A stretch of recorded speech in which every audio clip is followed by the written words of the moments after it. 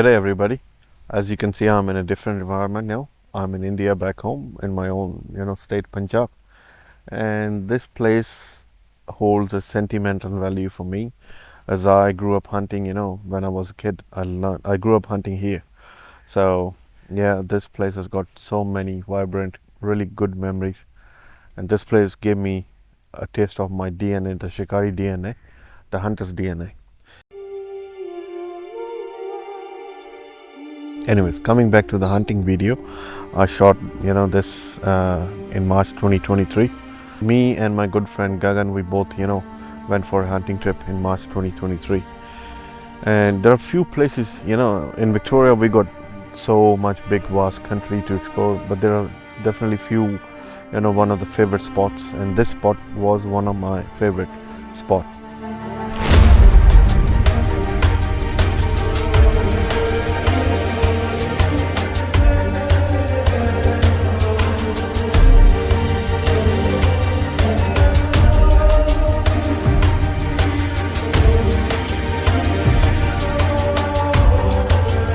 And we went there in the afternoon. We set up the camp.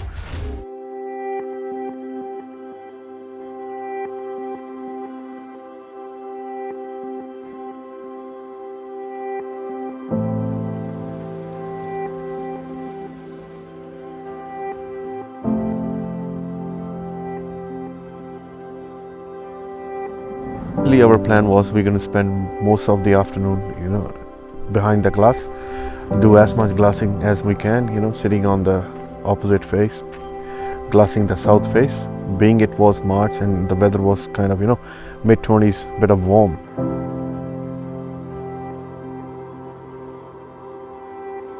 We have reached our campsite. We had some plans to go over this ridge line behind me, and a couple of gullies deep. We wanted to do overnight backpack just to do a little bit of reconnaissance, recce of that area, how the gullies are, because coming season we were planning to do a backpack hunt over there. But since we came in, we have realized the temperature and the dryness in the area. We will not be doing a backpack overnight, but instead of that we will take our small packs and we'll head over this ridge, over this kind of a saddle, and do a bit of glassing. Because it's dry and there is a water source on the other end of this ridge, deer are supposed to bed near water. And this is a campsite, and when I drove in, I saw one more thing that wasn't here last time we came here. When was the last time we came here? It was August last year. Yeah, August last year. And since then, this is the rub. This rub wasn't there before. This one, it wasn't there before. So yeah. So that's our plan for now.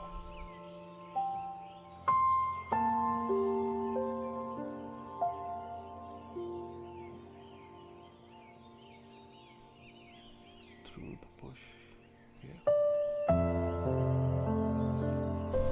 I'm glassing kind of on a southwest face, so that face is right now fully in shade. Temperature is going to be around low 20s max, and that's why we are paying all our attention. Gagan is glassing over there. We're paying all our attention on the shady side of the opposite face. So when we came back to the camp, we knew that we have to change the plan a little bit, and the next day the execution of the plan was that we're going to lose some elevation and we're going to hit at least 2 gullies.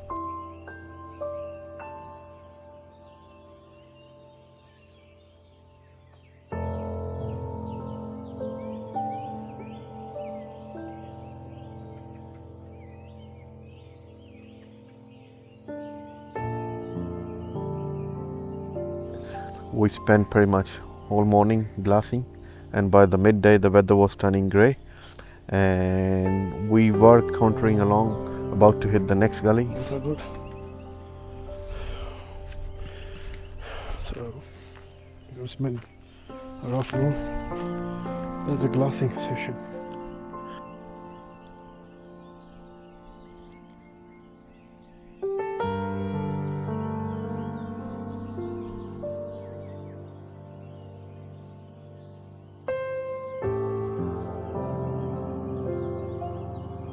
Gagan spotted a hind sitting, on the opposite face. Once he spotted the hind, I knew there should be another, couple of deers maybe, because that's how the sambar bed. When they're bedded, there are at least 1 or 2 deers nearby. But we couldn't find the next deer, and then we just decided, okay, we're going to take this deer out. We're going to harvest this deer. And as Gagan spotted the deer, I gave him an opportunity that you're going to shoot this deer. And in the meantime, I gave him my shooting sticks and also gave him my backpack just to make him comfortable, make the rifle rest perfectly on both ends, so that he can make a very well aimed, spot on shot. Even I gave him, I told him the deer on the opposite face, they don't know, wind was perfect, they don't know we are here. And I told him to, do a couple of dry fires just to feel how the reticle is, jumping when you're pulling the trigger. Once he was comfortable, he took a shot. It was a very good shot he made. I think it was 268 yards or something. And also, once he shot the deer bolted towards the left.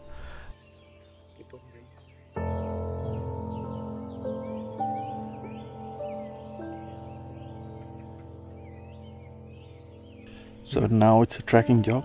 It was 268 yards, 242 meters. I've seen her going left, and maybe she has rolled somewhere on there.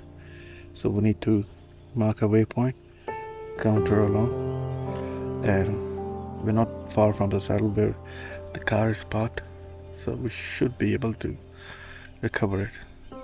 We're gonna fire a waypoint, and let's see. I think I can see a blood spot. I'm just going to put the 15x on, make sure it's a blood spot, where the bullet passed. I can see a little bit of red over there. Yeah, a little bit of red. So yeah. Well job. Good job, Gagan. Spotting it. Yeah. All good. I'll keep you updated how the things go. And we were about to, pack up our stuff and, fetch the deer. By the time, we were about to leave, I suddenly saw another movement on the same spot. And there was another deer, exactly pretty much half a meter standing where the deer was bedded over there. And from where I was positioned, I couldn't get the clear shot because that deer, was standing, that deer's vitals were not visible to me. So I waited for, let him move, and maybe, I'll get another chance to shoot it. But by the time, we were watching the deer, and deer was moving through the bush, and later on I realized maybe I need to, move this spot and maybe gain some elevation. Maybe from there I can get a spot. In that process, that deer slipped away. Later on we decided, okay, anyways, we got one. That deer we were looking, the second one has gone. We couldn't find it for another 20 minutes, 25 minutes. We glassed a lot, okay. And then we started, okay, we're going to harvest the one we already shot. So that's how it went.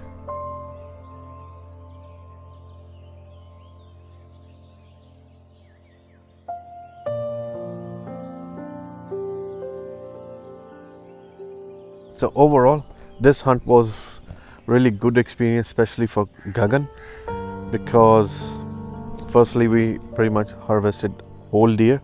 It took us 2 tons to take the whole meat out.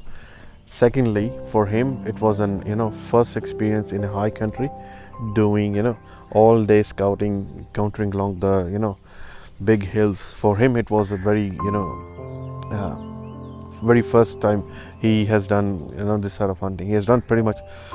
He has shot few deers beforehand, but those were on a private property. Private property is a different ball game.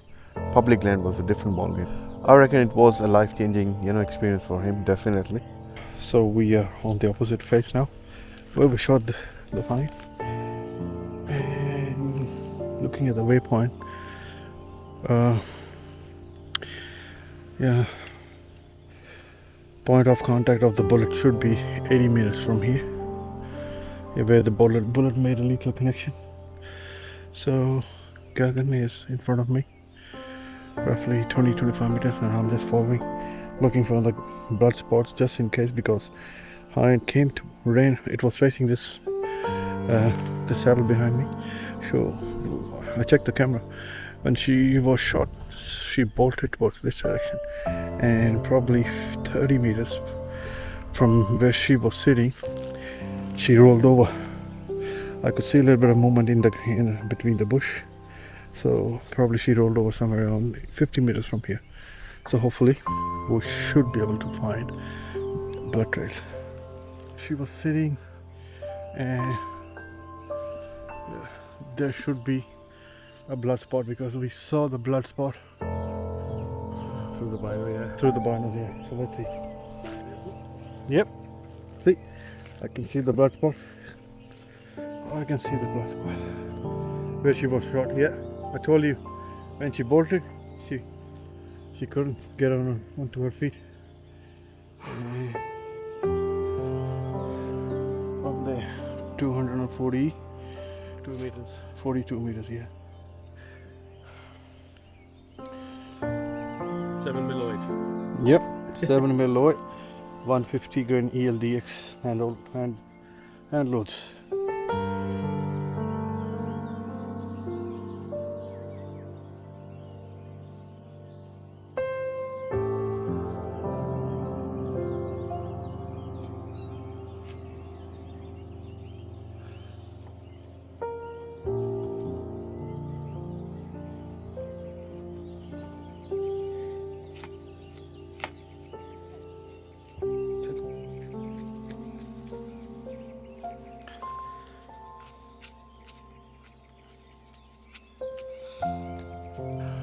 And as I've already told you, there are few spots that are always, favorite, or one of the favorite.